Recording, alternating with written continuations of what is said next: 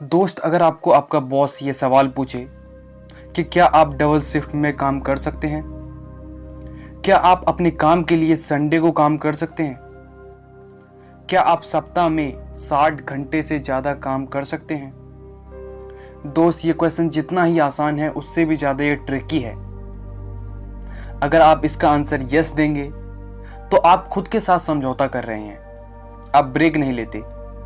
अगर आप इसका आंसर नो देंगे तो आप अपने टीम के खिलाड़ी नहीं हैं, आप नौकरी के साथ समझौता कर रहे हैं। और दोस्त, आप जानते हैं कि आप अगर लंबे समय तक ऑफिस में काम करते हैं तो आपको बहुत सारी बीमारियां हो जाती है, जैसे स्ट्रेस, एंजाइटी, डिप्रेशन, और इसी से रिलेटेड कुछ बड़ी प्रॉब्लम भी हो जाती है फ्यूचर में। अब आप पूछोगे इसका सॉल्यूशन क्या है।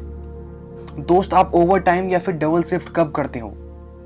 जब आपका काम पूरा नहीं होता है और बॉस आपको काम पूरा करने के लिए वीकेंड यानी संडे को भी आपको कह देते हैं। तो दोस्त, सिंपल सी बात है कि जब हमारा काम पूरा नहीं हो पाता है तभी हम एक्स्ट्रा आवर देते हैं। तो दोस्त, इसका सॉल्यूशन है कम टाइम में ज़्यादा काम कर सकते हैं, आप अपने वर्क लाइफ को बैलेंस कर सकते हैं। इसके लिए दोस्त, मैं आपको एकदम दमदार टिप्स देने जा रहा हूँ जिसकी मदद से आप अपने वर्क लाइफ को बैलेंस कर सकते हैं, अपने आप को प्रोडक्टिव बना सकते हैं। तो आइए दोस्तों, अब हम समझते हैं। यहाँ पर हम इसे एक एग्जाम्पल के साथ समझेंगे। यहाँ पर मैं एक लड़के का एग्जाम्पल लूंगा जिसका नाम है मार्क, और वो कैसे प्रोडक्टिव बन सकता है, वो कैसे अपने वर्क लाइफ को बैलेंस कर सकता है, उसी के एग्जाम्पल से मैं आपको बताऊंगा। पहला, priority list. No one is really busy, it all depends on what number you are on their priority list. दोस्त, आप जानते हैं कि मार्क का या फिर हमारा सबसे ज्यादा टाइम वेस्ट कहाँ होता है? फालतू कामों में। जिस काम को मार्क को टाइम नहीं देना चाहिए या फिर जिस काम को हमें टाइम नहीं देना चाहिए उस काम को हम बहुत ही ज्यादा टाइम दे देते हैं, और मोस्ट इंपोर्टेंट काम को मार्क छोड़ देता है।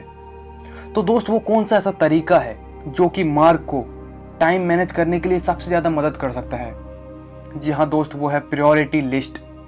तो दोस्त, मार्क को एक प्रायोरिटी लिस्ट बनाना चाहिए जहां उसे उसके सारे काम को प्रायोरिटी वाइज लिखना चाहिए। अब मार्क पूछेगा कि अच्छा ठीक है, मान लिया कि प्रायोरिटी लिस्ट बनाना चाहिए, लेकिन प्रायोरिटी लिस्ट बनाए कैसे? जी हाँ दोस्त, बहुत ही अच्छा सवाल है।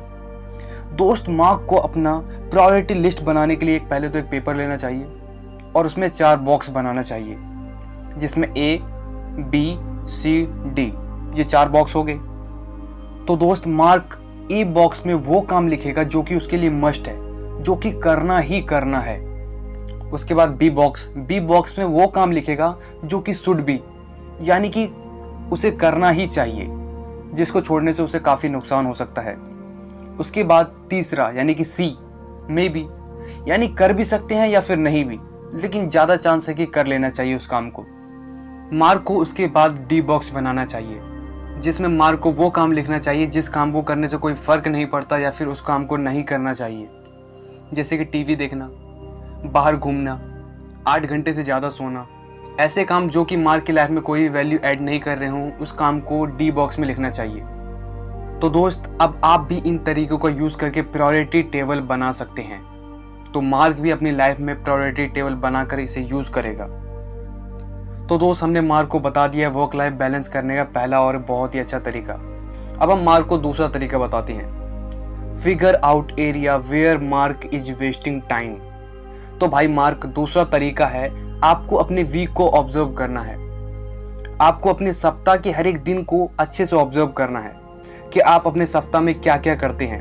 उसमें से आपको वो काम निकालना है जो कि आपका टाइम वेस्ट कर रहा है, जिसको करने से कोई फर्क नहीं पड़ता। सिंपल। तो दोस्त, अब मार्क बोलेगा ठीक है, मैं उस एरिया को निकाल लूंगा, लेकिन क्या कोई ऐसा तरीका है जिसकी मदद से मैं उस एरिया को जल्दी फाइंड आउट कर पाऊं? तो हाँ मार्क, ऐसा है। आपको कुछ ऐसे क्वेश्चंस पूछने पड़ेंगे इस टाइप के, जैसे कि क्या मुझे 2 घंटे जिम में टाइम लगाना चाहिए? दूसरा, कि क्या मुझे 4 घंटे टीवी देखना चाहिए? तीसरा, कि क्या मुझे 9 घंटे सोना चाहिए? तो कुछ ऐसे क्वेश्चंस हैं जिसकी मदद से मार्क वो एरिया फाइंड आउट जल्दी कर सकता है। तो दोस्त, मार्क को वो एरिया फाइंड आउट करने के बाद ये 3 टिप्स आजमाना चाहिए। पहला, उसे रुकावट से छुटकारा पाना चाहिए। दूसरा, किसी भी काम को करने के लिए उसे डेडलाइन सेट करना चाहिए। तीसरा, किसी भी काम को कल पर नहीं टालना चाहिए। तो ये 3 तरीके मार्क आजमा सकता है अपनी वर्क लाइफ को बैलेंस करने के लिए। तो दोस्त मैं यहाँ पर मार्क को एक बहुत ही ज़बरदस्त टेक्निक देने जा रहा हूँ। तो इसके लिए मार्क को सुबह उठना चाहिए और पोमोडोरो टेक्निक का यूज़ करना चाहिए। ये टेक्निक क्या है? अपने काम को 25 मिनट में डिवाइड कर लेना चाहिए। उस 25 मिनट में से 20 मिनट मार्क को काम करना चाहिए और 5 मिनट रेस्ट करना चाहिए, जिसमें वो अपने काम को रिकॉल कर सकता है, जिससे उसकी मेमोरी पावर बहुत ही ज़्यादा स्ट्रांग हो जाएगी।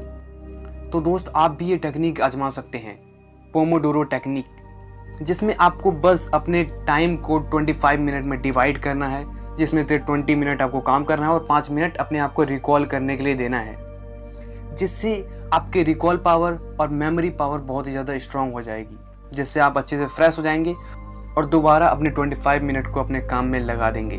तो दोस्त आप भी इस टेक्निक का यूज़ कीजिए। तो दोस्त यहाँ पर हमने मार्क को 2 बहुत ही ज़बरदस्त टेक्निक बता दी है। अब तीसरा पॉइंट है हेल्थ। तो दोस्त यहाँ पर मैं मार्क को ये पॉइंट बताना चाहता हूँ कि मार्क को अपनी हेल्थ का ध्यान रखना चाहिए, क्योंकि दोस्त आप जानते हैं बैड वर्क लाइफ केवल रिलेशनशिप ही नहीं बल्कि साइकोलॉजिकल हेल्थ और हैप्पीनेस, उसके साथ साथ फिजिकल हेल्थ भी बेकार कर देती है। इसलिए मार्क को अपने हेल्थ का बहुत ही ज़्यादा ख्याल रखना चाहिए। दोस्त आपके साथ कभी ऐसा हुआ है कि कभी डिमोटिवेट फील कर रहे हैं, लो एनर्जी फील कर रहे हैं, काम को टालने का मन कर रहा है, स्ट्रेस एंजाइटी से भरे पड़े हैं, आप अपने काम के लिए फ्रेश फील नहीं करते हैं? क्यों? क्योंकि दोस्त आप फिजिकल फिट नहीं होते हैं। बैड वर्क लाइफ से आप जानते हैं कि हेल्थ बिगड़ जाता है, जिसके लिए मार्क को हर रोज एक्सरसाइज करनी चाहिए और एक्सरसाइज करने से मार्क फ्रेश फील करेगा और अपने काम में ज़्यादा प्रोडक्टिव बनेगा। और दोस्त मैंने अभी आपको पोमोडोरो टेक्निक बताई थी, जिसमें आप 20 मिनट इस्तेमाल करके 5 मिनट को आप अपने रेस्ट में लगा सकते हैं, जिसमें आपको बाहर जाना चाहिए और एकदम फ्रेश हो जाना चाहिए। उसके बाद आइए और दोबारा फ्रेश माइंड से अपने काम को पूरा कीजिए। तो दोस्त अब आप समझ चुके होंगे कि हेल्थ कितना ज़रूरी है प्रोडक्टिवनेस के लिए। तो दोस्त अब हमने मार्क को वर्क लाइफ बैलेंस करने का तीसरा ज़बरदस्त पॉइंट भी बता दिया है।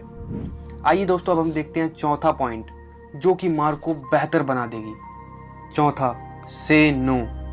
दोस्त स्टीव जॉब का एक बहुत ही अच्छा कोट है फोकस के ऊपर, जिसमें स्टीव जॉब का कहना है कि फोकस का मतलब लोग समझते हैं यस कहना, लेकिन असल मायने में फोकस का मतलब यस नहीं होता है बल्कि नो होता है।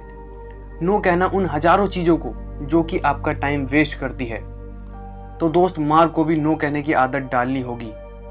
तो दोस्त अब मार्क पूछेगा ठीक है मुझे नो कहना चाहिए, लेकिन किन चीज़ों को? Party no, TV no, friends work no, senior work no. तो इन फालतू चीज़ों को मार्क को नो कहना आना चाहिए। यानी कि सीनियर कभी काम दे रहा है मार्क को, तो मार्क डायरेक्ट मना कर सकता है। कभी उसका फ्रेंड कह रहा है कुछ काम करने के लिए, तो मार्क उसके लिए भी मना कर सकता है।